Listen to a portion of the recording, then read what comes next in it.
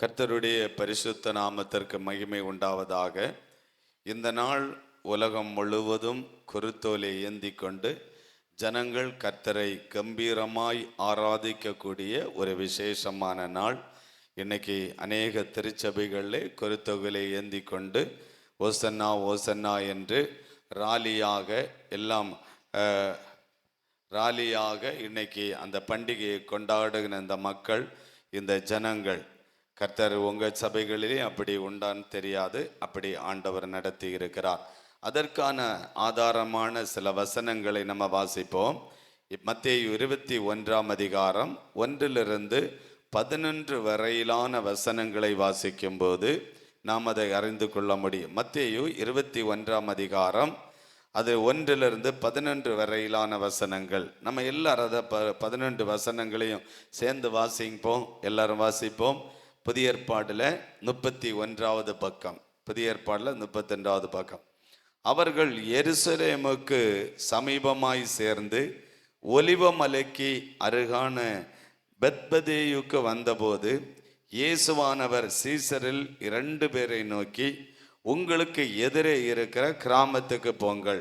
போன உடனே அங்கே ஒரு கழுதையையும் அதனோட ஒரு குட்டியையும் கட்டி இருக்க காண்பீர்கள். அவைகளை அவிழ்த்து என்னிடத்தில் கொண்டு வாருங்கள். ஒருவன் உங்களுக்கு ஏதாகலும் சொன்னால் இவைகள் ஆண்டவருக்கு வேண்டும் என்று சொல்லுங்கள். உடனே அவைகளை அனுப்புவான் என்று சொல்லி அவர்களை அனுப்பினார்.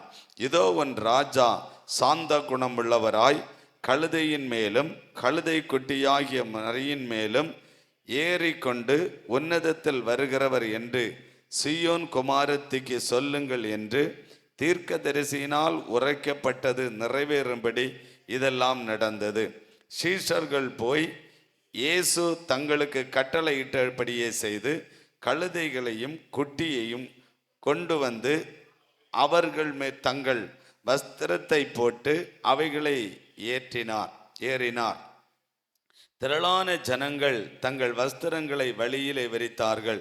வேறு சிலர் மரக்கிளைகளை தரித்து வழியிலே பரப்பினார்கள். முன்னடப்பாரும் பின்னடப்பாரும் திரளான ஜனங்கள், தாவீதின் குமாரனுக்கு ஓசன்னா, கர்த்தரின் நாமத்தினால் வருகிறவர் ஸ்தோத்தரிக்கப்பட்டவர், உன்னதத்தில் ஓசன்னா என்று சொல்லி ஆர்ப்பரித்தார்கள். அவர் எருசலேமுக்குள் பிரவேசிக்கையில் நகரத்தார் யாவரும் ஆச்சரியப்பட்டு இவர் யார் என்று விசாரித்தார்கள். அதற்கு ஜனங்கள், இவர் கலிலேயாவிலுள்ள நாசரேத்திலிருந்து வந்த நசரேனாகிய இயேசு கிறிஸ்து, தீர்க்கதரிசியாகிய இயேசு கிறிஸ்து என்றார்கள். அல்லேலூயா, ஆமேன். கர்த்தருக்கு ஸ்தோத்திரம். இப்ப இயேசு எருசலேமுக்குள்ள வருகிறார்.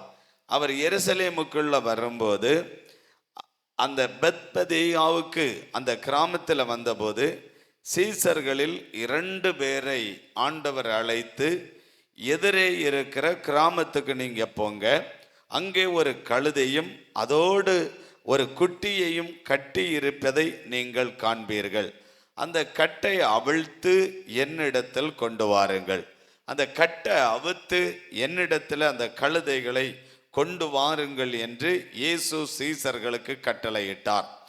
ஒருவன் உங்களுக்கு ஏதாகிலும் சொன்னால், அதை கொடுக்க மாட்டேன் தரமாட்டேன் என்று ஏதாவது சொன்னால் இவைகள் ஆண்டவருக்கு வேண்டும் என்று சொல்லுங்கள், உடனே அவைகளை அனுப்பிவிடுவான் என்று சொல்லி ஆண்டவர் அவர்களை அனுப்பினார். சீசர்கள் ஆண்டவர் அந்த கழுதைகளை கொண்டு வருவதற்கு ஆண்டவர் அனுப்பினார். உடனே அந்த தீர்க்கதரிசி அந்த சீஷர்கள் போய் இயேசு தங்களுக்கு கட்டளையிட்டபடியே செய்தார்கள். ஆண்டவர் சொன்னார், அந்த எதிரே இருக்கிற கிராமத்தில் போய் அந்த 2 கழுதைகளையும் அவிழ்த்து கொண்டு வாருங்கள் என்று சொன்னபோது அந்த வார்த்தைக்கு உடனே கீழ்ப்படிந்து சீஷர்கள் அந்த அந்த அந்த கழுதைகளை அவிழ்க்கும்படி கடந்து போனார்கள். அப்படியே செய்தார்கள். கழுதையையும் குட்டியையும் கொண்டு வந்து அவைகளின் மேல் தங்கள் வஸ்திரங்களை போட்டு அவரை ஏற்றினார்கள். அந்த கழுதையும் குட்டியும் கொண்டு வந்து அந்த ஆண்டவர் இயேசு கிறிஸ்துவை அந்த கழுதைக்கு மேலே ஏற்றினார்கள். ஏற்றி முன்னடப்பாரும் பின்னடப்பாரும் திரளான ஜனங்கள் தாவீதின் குமாரனுக்கு ஓசன்னா ஓசன்னா என்று ஆண்டவரை ஆர்ப்பரித்தார்கள். குருத்தோலைகளை ஏந்தி கொண்டு அப்படி ஆர்ப்பரித்தார்கள் என்று கர்த்தருடைய வசனம் சொல்லுகிறது. ஏன் ஆண்டவர் அந்த கழுதையின் மேல் ஏறி வந்தார் என்று சொன்னால், அந்த நாட்களில் அந்த ஜனங்களுக்கு மத்தியில் ரோம அரசாங்கம் அந்த நாட்டை ஆட்சி செய்த காலத்தில் ஒரு யுத்தம் பண்ண போக வேண்டுமானாலும் சரி, அந்த மாதிரி போகும்போது குதிரையின் மேல் போவார்கள். அப்ப உடனே நமக்கு தெரியும் இவங்க யுத்தம் பண்ணுவதற்காக இந்த குதிரையின் மேல் போகிறார்கள் என்று நமக்கு தெரியும். அந்த யுத்தம் பண்ண போய் அந்த யுத்தத்தில் ஜெயம் பெற்ற பிறகு அவர்கள் கழுதையின் மேல் வருவார்களாம். அந்த நாட்களில் கழுதையின் மேல வந்து உடனே ஜனங்களுக்கு எல்லாருக்கும் தெரியும், இப்ப நம்ம ஜெயிச்சு விட்டோம், யுத்தத்தில் ஜெயம் வந்து விட்டது என்று தெரியும். ஆகவே நம்முடைய ஆண்டவர் இயேசு கிறிஸ்துவும் அந்த அந்த அந்த இடத்துல வந்து கழுதையின் மேல் ஆண்டவர் வந்து ஜனங்கள் எல்லாம் திரளாய் முன்னுக்கும் பெண்ணுக்கும் திரள் கூட்டமாய் போய் ஓசன்னா ஓசன்னா என்று ஆண்டவரை ஆர்ப்பரித்து, ஆண்டவர் இயேசு கிறிஸ்து ஒரு ராஜாவாய் ஒரு ராஜாதி ராஜாவாய் கழுதையின் மேலே ஏறி கடந்து வருகிறார். அல்லேலூயா. அந்த பிசாசனுடைய கிரியைகளை அழித்து ஆண்டவர் ஜெயம் பெற்றவராய் அந்த தேசத்துல கடந்து வந்தார் என்று கர்த்தருடைய வசனம் சொல்லுகிறது. அவர் ஜெயம் எடுத்தார். பிசாசனுடைய தலையை நசுக்கி ஆண்டவர் ஜெயம் எடுத்தார். அந்த நாட்டில் இருந்த தடைகளை மாற்றி ஆண்டவர் ஜெயம் எடுத்தார். அல்லேலூயா. ஆண்டவருக்கு விரோதமாய், கர்த்தருக்கு விரோதமாய், இயேசுவுக்கு விரோதமாய் அந்த ரோம சாம்ராஜ்யம் எழுந்தபோது அவர்களுடைய கரத்திலிருந்து ஆண்டவர் ஜெயம் எடுத்தார். அதனால தான் அந்த இடத்தில் ஆண்டவர் ஜெயம் எடுத்தவராய் குருத்தோலை ஏந்தி கொண்டு கழுதையின் மேல் ஆண்டவர் கடந்து வந்ததாக கர்த்தருடைய வசனம் சொல்லுகிறது. அல்லேலூயா.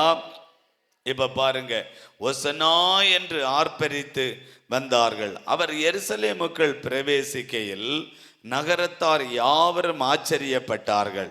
இவர் அந்த நகரத்துக்குள்ள இவங்க இயேசு வந்த உடனே எல்லாரும் ஆச்சரியப்பட்டு போறாங்க. எல்லாரும் ஆச்சரியத்தோடு பார்த்து கொண்டு இருக்கிறாங்க. ஆச்சரியத்தோடு பார்க்கும்போது இவர் யார் என்று விசாரித்தார்கள். இவர் யார்? இவ்வளவு ஜெயம் பெற்றவராய் வருகிறாரே, இவர் யார்? இவர் ஜெயத்தோடு வருகிறாரே, இவர் யார்? ஒரு ஜெயம் பெற்றவராய் இந்த இடத்துல வருகிறாரே, இவர் யார்? இவர் யார் என்று அந்த இடத்திலே எல்லாரும் இவரை விசாரிக்கிறார்கள். அதற்கு ஜனங்கள் இவர் கலிலேயாவில் உள்ள நாசரேத்திலிருந்து வந்த தீர்க்கதரிசி ஆகிய இயேசு என்றார்கள். அல்லேலூயா.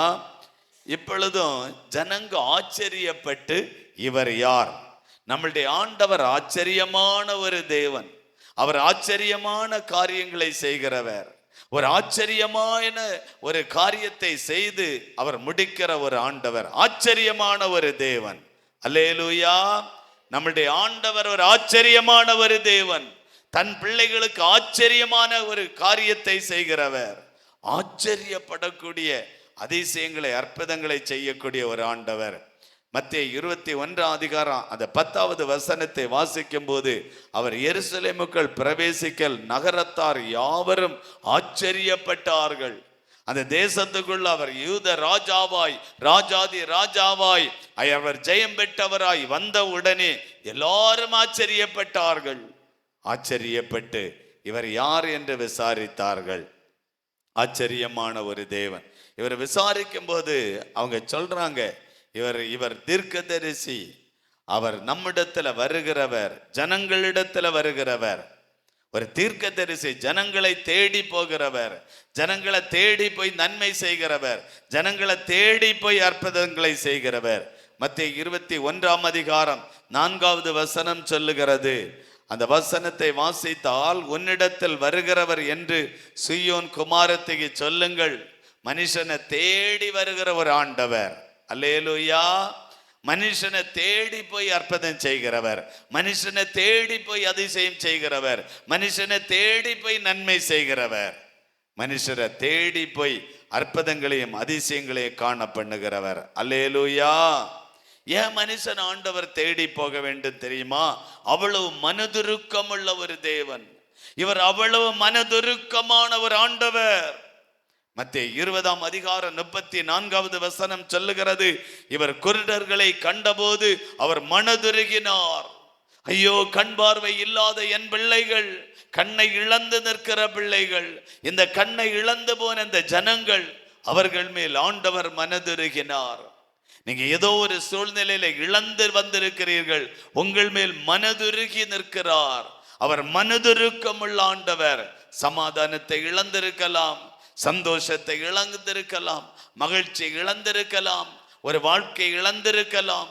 ஒரு இழந்து போன அனுபவத்தோடு வந்திருக்கிற தேவ பிள்ளைகளே, உங்களுக்கு ஆண்டவர் சொல்லுகிற ஒரு காரியம், நான் உங்களிடத்துல வந்து மனதுருகி இந்த அற்புதத்தை செய்ய போகிறேன். இந்த குருடர்களை கண்டபோது ஆண்டவர் மனதுருகி இறங்கி ஆண்டவர் அவர்களுக்காக அற்புதம் செய்தார்.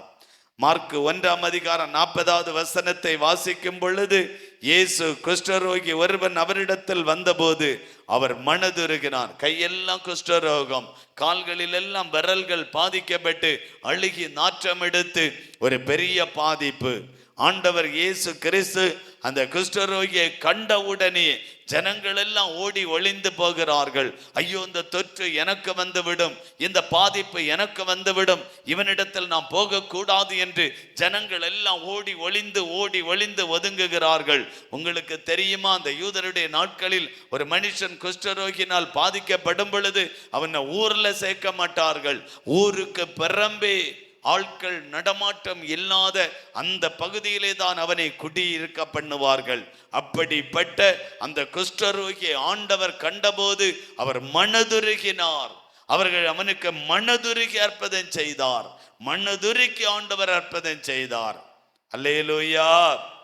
லூக்கா 7:13 வாசிக்கும் பொழுது, மரித்து போன ஒரு வாலிபன், அவன் ஒரே ஒரு மகன், அவனை கண்டபோது ஆண்டவர் மனதுருகினார். அவர் மனதுருகி இறங்கி ஆண்டவர் அந்த இடத்திலே அற்புதம் செய்தார். ஒரே மகன் இறந்து போனால் அந்த தாய் தகப்பனுடைய இருதயம் துக்கப்படுமே, தாய் தகப்பனுடைய இருதயம் வேதனைப்படுமே, அந்த குடும்பம் கவலையினால் கண்ணீரினால் அந்த குடும்பம் பாதிக்கப்படுமே. அந்த மக்களுக்கு, அந்த குடும்பத்துக்கு நான் ஒரு அற்புதம் செய்ய வேண்டும் என்று ஆண்டவர் இறங்கி வந்து அற்புதம் செய்தார். அவர் மனதுருகி அற்புதம் செய்தார். அல்லேலூயா. எந்த ஒரு மனிதனும் இருதயம் துக்கப்படும் பொழுது, இருதயம் வேதனைப்படும் பொழுது, இருதயம் காயப்படும் பொழுது அவங்களுக்காக மனதுருகி இறங்கி அந்த குடும்பத்துக்கு அவர் அற்புதம் செய்கிறவர். அந்த குடும்பத்துக்கு ஆண்டவர் அற்புதம் செய்வார். அல்லேலூயா. அதனால தான் இயேசு தேடி போய் அற்புதம் செய்கிறார். அவர் யூத ராஜாதி ராஜா, அவர் ஒரு பெரிய ஒரு தேவன். அவர் உலகத்தை உண்டாக்குனவர், மனுக்குலத்தை உண்டாக்குனவர். அவர் நாசியின் தோஷத்தை அனுப்பி ஒரு மனுஷனை கையினாலே மண்ணினாலே பிசைந்து உருவாக்கின ஒரு வல்லமையுள்ள ஒரு தேவன். அவர் மனுஷனை தேடி போகிறார். மனுஷனை, சாதாரணமான ஒரு மனுஷனை ஆண்டவர் தேடி போகிறார். அவர் தேடி போனால் ஒரு நோக்கம் உண்டு, தேடி போனால் ஒரு காரணம் உண்டு. தேடி போகிறவர்களுக்கு அவங்களுக்கு அற்புதம் செய்வார், அவங்களுக்கு அதிசயம் செய்வார். யோவான் 5:1 வரையிலான வசனங்களை நம்ம வாசிக்கும் போது அங்கே 2வது வசனத்தை வாசிப்போம். யோவான் 5:2 பெதஸ்தா எனப்பட்ட ஒரு குளம் எருசலேமின் ஆட்டு வாசல் அருகே இருந்தது. பெதஸ்தா என்கிற ஒரு குளம் அங்கே இருக்கிறது. அங்கே குருடர்கள், சப்பானிகள், சோம்பன உறுப்புடையவர்கள், வியாதியஸ்தர்கள் அநேகம் பேர் படுத்திருக்கிறார்கள். ஏராளமான பேர் அந்த குளத்தினுடைய கரையிலே படுத்திருக்கிறார்கள். தண்ணீர் எப்பொழுது கலங்கும் என்று காத்து கொண்டிருக்கிறார்கள். எப்ப இந்த தண்ணீர் கலங்கும், எப்பொழுது தண்ணீர் கலங்கும் என்று இந்த உறுப்புகள் பாதிக்கப்பட்டவர்கள் அங்கே காத்திருக்கிறார்கள். ஒருவேளை நீங்களும் காத்திருக்கலாம், இந்த அற்புதம் என்றைக்கு நடைபெறும், இந்த வியாதி எப்பொழுது சுகமாகும், இல்லை இந்த வேலை எப்பொழுது கிடைக்கும், எப்பொழுது இந்த காரியம் எனக்கு நிறைவேறும், எப்பொழுது எனக்கு இந்த வேலை எனக்கு கிடைக்கும், எப்பொழுது இந்த பரீட்சை பாஸ் ஆகும், இப்படி காத்து கொண்டிருக்கலாம். இப்போ காத்து கொண்டிருக்கலாம். இந்த வியாதியஸ்தர்களும் பெதஸ்தாவினுடைய குளத்தங்கரையில் அப்படியே காத்திருந்தார்கள். அடுத்த வசனம் சொல்லுகிறது, சில சமயங்களில் தேவதூதன் ஒருவன் அந்த குளத்திலே இறங்கி தண்ணீரை கலக்குவான். தண்ணீர் கலக்கின பின்பு யார் முந்தி அதில் இறங்குவானோ அவர் எப்பேற்பட்ட வியாதியஸ்தனாய் இருந்தாலும் அவன் சொஸ்தமாவான். அந்த தேவதூதன் வந்து அந்த குளத்தை கலக்கும் பொழுது யார் முந்திக் கொள்ளுகிறார்களோ, யார் முன்னாடி அந்த இடத்துல போகிறார்களோ அவங்களுக்கு சுகம். முந்தி போகிறவர்களுக்கு சுகம். ஒரு ஆராதனை என்றால் துவங்குவதற்கு முன்னே போனால் சுகம். ஒரு ஜெபம் என்றால் சீக்கிரமாய் போகிறவர்களுக்கு சுகம். இந்த இடத்துல வியாதியஸ்தர்கள் முந்திக் கொள்றவங்களுக்கு சுகம். முந்திக் கொள்றவங்களுக்கு அந்த சுகம். ஆண்டவர் அந்த முந்திக் கொள்றவர்களுக்கு சுகத்தை கொடுத்தார். இப்ப இதே இடத்துல 38 வருஷம் வியாதி கொண்டிருந்த ஒரு மனுஷன் இருக்கிறான். 38 வருஷம், 1 வருஷம் 2 வருஷம் இல்லை, 38 வருஷம். கொஞ்சம் யோசித்து பாருங்க. ஒரு நாள் ஒரு இடத்துல இருப்பதென்றால் எவ்வளவு கடினம், எவ்வளவு கஷ்டம். அவன் 38 ஆண்டுகள் இந்த பெதஸ்தா குளத்தங்கரையில் அவன் இருக்கிறான். 38 வருஷம். இந்த 38 வருஷம் இவனுக்கு முன்னாடி யார் அந்த குளத்தை தேவதூதன் வந்து குளத்தை கலக்கும் பொழுது ஓடி வேகமாய் போய் சில நன்மைகளை சில பேர் பெற்றுக்கொள்ளுகிறார்கள். சில வியாதியஸ்தர்களுக்கு அற்புதங்கள் நடக்கிறது. சில வியாதியஸ்தர்கள் குணமாகி போகிறார்கள். அப்பதான் இவனுடைய இருதயம் துக்கப்படுகிறது. எனக்கு பின்னாடி எவ்வளோ வருஷத்துக்கு பின்னாடி, எவ்வளோ மாசத்துக்கு பின்னாடி, எவ்வளோ நாட்களுக்கு பின்னாடி வந்தவர்கள் இந்த குளத்திலே சுகத்தை பெற்று, இந்த குளத்திலே வந்து இந்த அற்புதத்தை பெற்று போகிறார்களே என்கிற ஒரு வருத்தம் அவனுக்கு இருக்கிறது. அந்த வருத்தம் அவனுக்கு இருக்கிறது. அந்த வருத்தம் அவனுக்கு இருக்கிறது. வருத்தம் இருக்கிறது. அல்லேலூயா. இன்னைக்கு உங்க வாழ்க்கையில நீங்க கொஞ்சம் யோசித்து பாருங்க. நான் எத்தனையோ வருடமா இயேசுவை ஏற்றுக்கொண்டு சபையில் ஆராதிக்கிறேன். ஆனா அதுக்கு பிறகு வந்தவங்க எல்லாம் இந்த அற்புதத்தை பெற்று இன்னைக்கு நல்லா இருக்கிறாங்களே, இந்த நன்மையை பெற்று இன்னைக்கு நல்லா இருக்கிறாங்களே, நமக்கும் ஒரு வருத்தம் இருக்கிறது. அல்லது நான் எனக்கு பின்னாடி படிச்சவங்களுக்கு வேலை கிடைச்சி இன்னைக்கு அவங்க நல்லா இருக்கிறாங்களே, எனக்கு பிறகு பிறந்தவங்க நல்ல பிசினஸ் பண்ணி நல்லா இருக்கிறாங்களே, எனக்கு பிறகு உள்ளவங்க இப்படி இருக்கிறாங்க நல்லா இருக்கிறாங்களே, அவங்க ஒரு வீடு கட்டிட்டாங்களே, அவங்க இந்த மாதிரி நல்ல கார் வாங்கி நல்லா இருக்கிறாங்களே, எனக்கு ஆண்டவரே அந்த ஆசீர்வாதம் இல்லை. ஒரு வருத்தம் இருக்கிறது. அல்லேலூயா. இந்த 38 வருஷமாய் பெதஸ்தா குளத்தங்கரையில் இருந்த அவனுக்கும் ஒரு பெரிய வருத்தம் இருந்தது. இப்ப 6வது வசனம் சொல்லுகிறது, வெகு காலமாய் வியாதியஸ்தன் என்று இயேசு அறிந்து. வெகு காலமாய் இருக்கிறானே, ரொம்ப காலமாய் இவன் இருக்கிறானே, ரொம்ப வருஷமாய் இவன் இருக்கிறானே என்று இயேசு அறிந்து. நம்மளை குறித்து இயேசு எல்லாம் அறிந்து வைத்திருக்கிறார். எல்லாரும் கரங்களை உயர்த்தி ஆண்டவரை ஸ்தோத்திரம் பண்ணுங்க. அல்லேலூயா. நம்மளை குறித்து இயேசு அறிந்திருக்கிறார், அது போதும். உங்களை குறித்து இயேசு அறிந்திருக்கிறார், என்னை குறித்து இயேசு அறிந்திருக்கிறார், அது நமக்கு போதும். நம்மளை குறித்து ஆண்டவர் அறிந்திருக்கிறார். வெகு காலமாய் வியாதியஸ்தன் என்று இயேசு அறிந்து அவனை நோக்கி சொஸ்தமாக வேண்டும் என்று நீ விரும்புகிறாயா என்று கேட்டார். உங்களுக்கு ஒரு அற்புதம் செய்ய வேண்டுமானால் ஆண்டவர் கேட்கிறார், நீ குணமாக விரும்புகிறாயா? நீ அற்புதத்தை பெற்றுக்கொள்ள விரும்புகிறாயா? இந்த விடுதலை வேணும் என்று நீ விரும்புகிறாயா என்று இயேசு கேட்கிறார். அவன் வெகு காலமா இந்த இடத்துல இருக்கிறானே, வெகு காலமா ஆண்டவர் இந்த இடத்துல அந்த வியாதியஸ்தன் இருக்கிறானே என்று ஆண்டவர் அவன் மேல் மனதுருகி நீ சொஸ்தமாக வேண்டும் என்று நீ விரும்புகிறாயா? நமக்கு விருப்பம் இருக்க வேண்டும். இந்த வியாதி குணமாகி நான் சுகமாய் வாழ வேண்டும் என்கிற விருப்பம் நமக்கு இருக்க வேண்டும். பரிசுத்தமாய் இந்த உலகத்தில் வாழ வேண்டும் என்கிற ஒரு விருப்பம் நமக்கு இருக்க வேண்டும். இந்த வேலை கிடைக்க வேண்டும் என்கிற ஒரு விருப்பம் நமக்கு இருக்க வேண்டும். எல்லாம் நம்மளுடைய விருப்பத்தின்படி நமக்கு ஆண்டவர் உதவி செய்வார். உங்களுக்கு விருப்பம் இருந்தால் ஆண்டவர் அற்புதம் செய்வார். விரும்பாதவர்களுக்கு அற்புதம் செய்ய முடியாது. விரும்பாதவர்களை கர்த்தர் ஆசீர்வதிக்க முடியாது. விரும்புகிற யாராயிருந்தாலும் அவர்களை ஆசீர்வதிப்பார். நம்ம விரும்பணுங்க, நம்ம விரும்ப வேண்டும். அல்லேலூயா. நம்ம விரும்பணும். சில பேர் நம்ம உலகத்தின் ஆசீர்வாதங்களை விரும்ப மாட்டார்கள். சில பேர் இதெல்லாம் எங்க நடக்க போகுது, இதெல்லாம் எங்க நமக்கு நடக்கும், இதெல்லாம் நடக்காது அப்படின்னு விட்டுருவாங்க. இதெல்லாம் நடக்கவே நடக்காது, இதெல்லாம் நடக்காது, இதெல்லாம் நடக்காதுன்னு விரும்ப மாட்டாங்க. நடக்காதுனாலே நமக்கு விருப்பம் இல்லை என்று அர்த்தம். நடக்காதுனாலே நம்ம விரும்பவில்லை என்று அர்த்தம். நம்ம அவநம்பிக்கையோடு வாழக்கூடாது, நம்பிக்கையோடு வாழ வேண்டும்.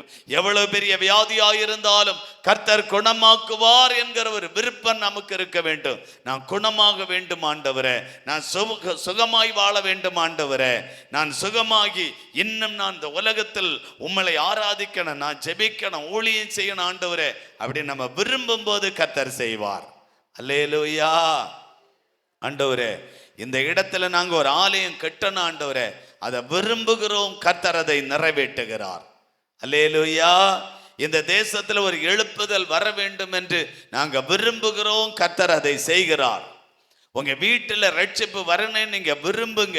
புருஷன் ரட்சிக்கப்படணும், பிள்ளைகள் ரட்சிக்கப்படணும், குடும்ப ஜெபம் பண்ணணும், வீட்டுல ஒரு மோட்சமாய் நம்ம வீடு மாறணும். அங்க சண்டை சச்சரவு பிரிவினை இதொன்னு இருக்காம எங்க வீடு ஒரு மோட்ச வீடாய் இருக்கணும் ஆண்டவரே விரும்ப வேண்டும். கர்த்தர் அப்படியே செய்வார். அல்லேலூயா. ஆண்டவர் யூனிட்ட கேட்கிறார், நீ விரும்புறியா, நீ விரும்புறியா என்று ஆண்டவர் கேட்கிறார். அதற்கு இந்த வியாதியஸ்தன் பாருங்க, ஆண்டவரே தண்ணீர் கலக்கம் படும்போது என்னை குளத்தில் கொண்டு போய் விடுவதற்கு ஒருவரும் இல்லை. இந்த தேவதூதன் இந்த குளத்தை கலக்கும் போது எல்லாரும் ஓடி போய் நடந்து போய் கால் சரியா இருக்கிறவங்க சுகத்தை பெற்றுக்கொள்றாங்க. ஆனா என்ன பிடிச்சு கொண்டு போய் அந்த குளத்துல விடுவதற்கு ஒருவரும் இல்லை என்று சொல்லுகிறான். அல்லேலூயா. என்னை கொண்டு போய் விடுவதற்கு ஒருவரும் இல்லை. இந்த உலகத்துல நமக்கு உதவி செய்ய யாருமே இல்லை. உங்களுக்காக எனக்காக உதவி செய்ய இந்த உலகத்தில் யாருமே இல்லை, யாருமே இல்லை. நமக்கு ஒரு பாதிப்பு வரும் பொழுது நமக்கு கொடுத்து உதவி செய்வதற்கு இந்த உலகத்தில் யாருமே இல்லை. நமக்காக உதவி செய்வதற்கு இந்த உலகத்தில் யாருமே இல்லை, யாருமே இல்லை. இந்த வியாதியஸ்தனை அந்த குளத்திலே கொண்டு போய் விடுவதற்கு யாருமே இல்லை, ஒருவனும் இல்லை, ஒருத்தங்கூட இல்லைங்க. உங்க குடும்பத்துக்கு உதவி செய்ய ஒருத்தங்கூட இல்லைங்க. உங்க பிள்ளைகளுக்கு உதவி செய்ய ஒருத்தங்க கூட இல்லை. உங்க வாழ்க்கையில உதவி செய்ய ஒருத்தங்க கூட இல்லை.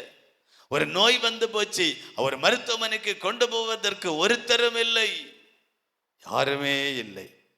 அதே போலதான் இந்த வியாதியஸ்தனம் இந்த 38 ஆண்டுகள் கடந்து போய் இயேசு அவனை சந்திக்கும் பொழுது இந்த பெதஸ்தா குளத்துல கொண்டு போய் என்னை விடுறதுக்கு யாரும் இல்லை, யாரும் இல்லை, ஒருத்தனும் இல்லை. உடனே நான் போகிறதுக்குள்ள வேற ஒருவன் எனக்கு முந்தி இறங்கி அந்த விடுதலையை பெற்றுக்கொள்ளுகிறான் என்று அவன் சொல்லுகிறான். இயேசு அவனை நோக்கி, உடனே நீ எழுந்திரு, உன் படுக்கை எடுத்துக்கொண்டு நட என்றார். உடனே ஆண்டவர் அந்த இடத்திலே அவனுடைய வருத்தம், அவனுடைய கவலை, அவனுடைய பாதிப்பு எல்லாம் ஆண்டவருக்கு தெரிஞ்சு, உடனே நீ எழுந்திரு, உடனே நீ எழுந்திரு, உன் படுக்கை எடுத்துக்கொண்டு நட என்றார்.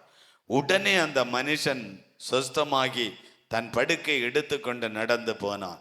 அந்த நாள் ஓய்வு நாளாயிருந்தது. அல்லேலூயா.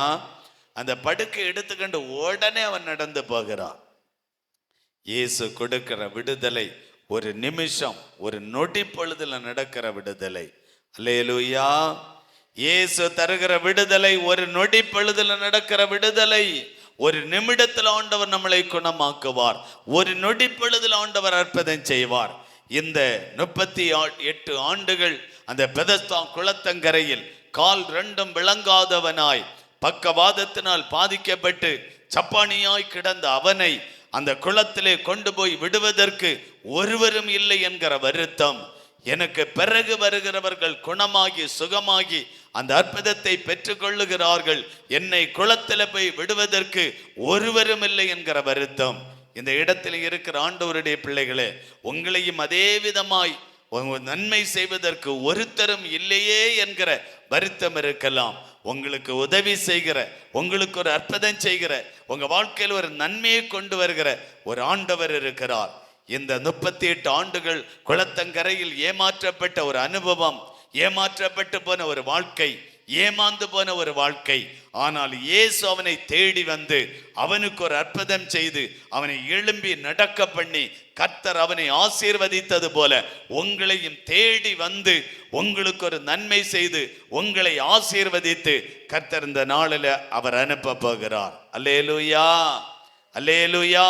கட்டாயம் இந்த இயேசு நல்லவர் ஊழியத்தில் இருக்கிற தேவ பிள்ளைகளை ஆண்டவர் தேடி வந்து அவர்களை ஆசீர்வதித்து சரீர சுகத்தை கொடுத்து குடும்பத்தில் நன்மையை கொடுத்து பிள்ளைகளுடைய வாழ்க்கையில் அற்புதங்களை செய்து அவர் தேடி வந்து உங்களுக்கு அற்புதம் செய்து அவர் ஒரு நன்மை செய்து உங்க வாழ்க்கையில் அவர் பெரிய காரியங்களை செய்ய போகிறார். அல்லேலூயா. அவர் பெரிய காரியங்களை செய்ய போகிறார். அந்த இயேசு நல்லவர் ஊழியத்தில் இருக்கிற தேவ பிள்ளைகளே, உங்களுக்கு ஆண்டவர் சின்ன காரியம் அல்ல, அவர் பெரிய காரியங்களை செய்ய போகிறார். நீங்கள் எதிர்பார்த்திராத நன்மைகளை தந்து உங்களை ஆசீர்வதித்து உயர்த்த போகிறார். அவர் மேன்மைப்படுத்த போகிறார். காரணம், அவர் ராஜாதி ராஜாவாய், அவர் தேவாதி தேவனாய், அவர் கர்த்தாதி கர்த்தராய் ஆண்டவர் வந்து உங்களை ஆசீர்வதிக்க போகிறார். அப்படி எல்லாரும் எழுந்திருந்து ஜெபம் பண்ணுவோமா? ஹல்லேலூயா. 38 ஆண்டுகள் அந்த பெதஸ்தா குளத்தங்கரையில் இருந்து ஏமாற்றப்பட்டு போன வாழ்க்கை, ஏமாந்து போன வாழ்க்கை, ஏமாற்றப்பட்டு எல்லாரும் அப்படியே கொஞ்சம் எழுந்திருப்போம். ஏமாற்றப்பட்டு போன ஒரு வாழ்க்கை. நான் இந்த இடத்துல ஏமாற்றப்பட்டு வந்திருக்கிறேன் ஆண்டவரே, இந்த இடத்துல ஏமாந்து வந்திருக்கிறேன், ஏமாற்றப்பட்டு போன ஒரு அனுபவத்தோடு வந்திருக்கிறேன். எல்லாரும் ஜெபம் பண்ணுங்க, ஜெபம் பண்ணுங்க. ஆண்டவரே, என் வாழ்க்கையில ஒரு ஏமாற்றம், என்னுடைய வாழ்க்கையில ஒரு ஏமாற்றம் ஆண்டவரே, நீர் என்னை ஆசீர்வதித்தால் ஒழிய நான் இவ்விடத்தை விட்டு போக மாட்டேன் ஆண்டவரே. பெதஸ்தா குளத்தங்கரையில் 38 ஆண்டுகள் ஏமாற்றப்பட்ட அனுபவத்தோடு இருந்த அந்த முடவனாய் வாழ்ந்த மகனை தேடி போய் அவனுக்கு அற்புதம் செய்தவரே, தேடி போய் அவனுக்கு ஒரு விடுதலை கொடுத்தவரே, தேடி போய் அவனுக்கு ஒரு சுகத்தை கொடுத்தவரு, தேடி போய் அற்புதம் செய்தவரு, இந்த இடத்திலையும் பாதிக்கப்பட்டிருக்கிற எங்களுக்கு ஆண்டவர் தேடி வந்து எங்களுக்கு ஒரு அற்புதம் செய்யுங்கப்பா, தேடி வந்து எங்களுக்கு ஒரு அதிசயம் செய்யுங்கப்பா, தேடி வந்து எங்களுக்கு இறங்குங்கப்பா, தேடி வந்து எங்களுக்கு ஒரு நன்மை செய்யுங்க ஆண்டவரே, தேடி வந்து ஆண்டவர் எங்களுக்கு இறங்குவீராக. ஆண்டவரே, எங்களுக்கு இறங்கும்படியாய் ஆவியானவரே அப்பா, ஏசப்பா, நாங்கள் ஜெபிக்கிற ஆண்டவரே. அல்லேலூயா. 38 ஆண்டுகள் பெதஸ்தா குளத்தங்கரையில இவ்வளவு பெரிய போராட்டத்தோடு இருந்த ஆமேன் அந்த முடவனாயிருந்த அவனுக்கு ஆண்டவர் அந்த இடத்துல தேடி வந்து அற்புதம் செய்தார். அவனுக்கு யாரும் உதவி செய்வதற்கு மனிதர்கள் முன்னுக்கு வரவில்லை. அவனுக்கு ஒரு உதவி செய்ய எந்த ஒரு மனுஷனும் முன்னுக்கு வரவில்லை, எந்த ஒரு மனுஷனும் முன்னுக்கு வரல. ஆனால் முன்னுக்கு வந்திருக்க எவ்வளவோ மனிதர்கள் அவனை பார்த்தார்கள். இவன் முடவனாய் இருக்கிறானே, இவ்வளவு பெரிய பலவீனத்தோடு இருக்கிறானே, இவன் 38 வருஷமாய் இதே இடத்துல இருக்கிறானே, இவன் இந்த குளத்துல கொண்டு போய் விடுவதற்கு யாரும் இல்லையே, நானாவது கொண்டு விடணுமே. யாருடைய இருதயத்திலே நல்ல எண்ணம் இல்லை, ஒரு மனுஷனுடைய இருதயத்தில் அந்த நல்ல எண்ணம் இல்லை. இவன் ஏமாற்றப்பட்டு வாழ்கிறான். என்னை யாரும் கொண்டு போய் அந்த குளத்துல விடுவதற்கு இல்லையே என்கிற இருதயத்தின் காயம் உங்கள் வேளை உங்க வாழ்க்கையிலும் என்னுடைய வாழ்க்கையிலும் எனக்கு ஒரு ஆபத்தான நேரம், ஒரு ஆபத்தான ஒரு சூழ்நிலை, ஒரு தேவையான ஒரு நேரம், ஒரு தேவையான நாட்கள்ல ஒரு உதவி செய்வதற்கு யாரும் இல்லையே, எனக்காக உதவி செய்ய எந்த மனுஷனும் இல்லையே. உலகத்துல நண்பர்கள் இருக்கிறார்கள், உலகத்துல சிநேகிதர்கள் இருக்கிறார்கள், என்னை நேசிக்கிறவர்கள் இருக்கிறார்கள், என்னிடத்தில் அன்பு காட்டுகிறவர்கள் இருக்கிறார்கள். எவ்வளவு பேர் இருந்தும் ஆண்டவரே, இவ்வளவு மனிதர்கள் இருந்தும் எனக்கு ஒரு தேவைக்கு உதவி செய்ய எந்த ஒரு மனிதர்களும் இந்த உலகத்தில் இல்லையே. நீங்க எந்த ஒரு மனுஷனை நம்புவதை பார்க்கலாம் கர்த்தர் மேல பற்றுதலா இருப்பது நல்லது. இவர் உங்களை ஆதரிப்பார், இவர் உங்களுக்கு உதவி செய்வார், இவர் உங்களுக்கு அற்புதம் செய்வார். உங்களுடைய இருதயத்தில் இருக்கிற காயத்தை அவர் பார்க்கிறார், இருதயத்தில் இருக்கிற துக்கத்தை காண்கிறார். ஆண்டவர் இறங்கி வந்து உங்களுக்கு அற்புதம் செய்வார். அந்த குளத்தங்கரையில் இருந்த அவனை ஆண்டவர் தேடி வந்து, நீ சுகம்தானே உனக்கு வேணும், நீ விரும்புகிறாயா, உனக்கு விடுதலை தானே வேண்டும், நீ விடுதலை அடைய விரும்புகிறாயா என்று ஆண்டவர் கேட்கிறார். விரும்புகிறாயா என்று இன்றைக்கு இந்த இடத்துல கேட்கிறார். ஆண்டவரே, நான் விரும்புகிறேன் ஆண்டவரே, நான் விரும்புகிறேன் ஆண்டவரே, நான் விரும்புகிறேன். நல்ல மதிப்பெண்கள் எடுக்க நான் விரும்புகிறேன், நல்ல ஒரு வேலை கிடைக்க விரும்புகிறேன், நல்ல சுகமாய் வாழ விரும்புகிறேன், வியாதி நீங்க நான் விரும்புகிறேன், பிள்ளைகள் நல்ல வாழ்க்கை வாழ விரும்புகிறேன், குடும்பத்தில் சமாதானம் உண்டாக விரும்புகிறேன். நீங்க என்ன விரும்புகிறீர்களோ கர்த்தர் இந்த நாளில தர வல்லமை உள்ளவராக இருக்கிறார். ஆண்டவரே, இன்றைக்கு இந்த இடத்துல வந்து ஜெபிக்கிற ஒவ்வொரு பிள்ளைகளுக்கும் நீர் ஒரு அற்புதத்தை செய்து, நீர் ஒரு நன்மையை கொடுத்து இந்த பிள்ளைகளை ஆசீர்வதித்து அனுப்பும்படி ஆண்டவரே நாங்க ஜெபிக்கிறோம்ப்பா.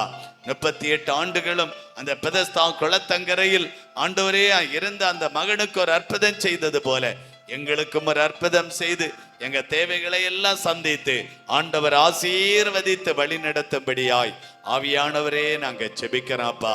உம்முடைய நாமம் இன்றைக்கு இந்த இடத்துல மகிமைப்பட்டதற்காய் ஸ்தோத்திரம். கர்த்தருடைய கரத்திலங்களை தாழ்த்துகிறோம், தருகிறோம். தேவ நாமம் மகிமைப்படட்டும். இயேசு கிறிஸ்துவின் மூலம் ஜெபிக்கிறோம். ஜெபங்களின் ஜீவனுள்ள எங்கள் நல்ல பிதாவே, ஆமேன்.